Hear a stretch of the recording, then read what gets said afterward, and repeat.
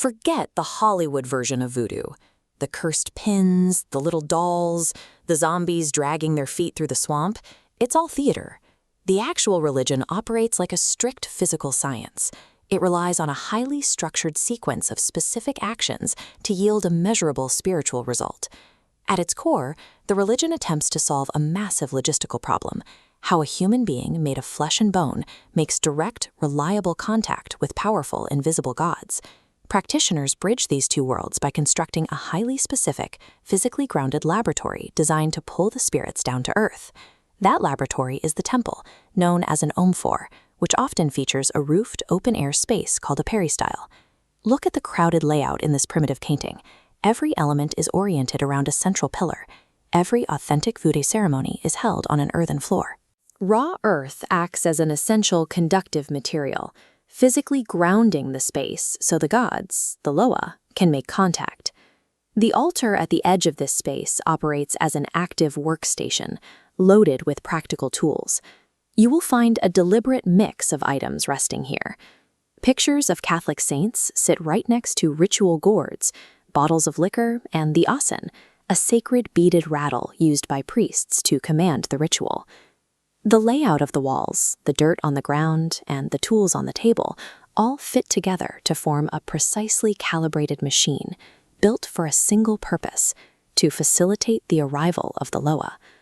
The gods arrive only when called. Every ritual begins with a specific summons, initiated by the priest or priestess in charge. They begin by tracing intricate patterns directly onto the dirt floor, using powdered foods like white cornmeal. These drawings are called Veves. Every Veve functions as a targeted magical calling card, meticulously drafted to summon one exact spirit from the supernatural realm. Take a look at this diagram. This specific Veve is drawn exclusively to contact the powerful loa Ogun Badagris. The strict geometry acts as a physical anchor. By executing the drawing perfectly, the priest binds the spirit's attention to the room. Once the visual anchor is laid down, it is activated by escalating drum beats and rhythmic chanting. The combination of exact geometry and rhythmic escalation acts as a beacon, literally setting the required spirit into motion toward the physical realm. All of this preparation, the geometry, the drumming, the singing, leads to one ultimate objective: full physical possession. Voodoo is built on the concept of the horse and rider. The human body acts as the horse, and the visiting spirit is the rider who forcibly mounts it. The transition is violently jarring. The human host loses self-control, movements turning erratic as facial expressions shift to match the temperament of the incoming god. Once possession takes hold, the community steps in to accommodate the god. They immediately dress the possessed person in the specific garments of their new rider, even if that means dressing a woman in a man's clothes. The host's original identity is erased for the duration of the ritual.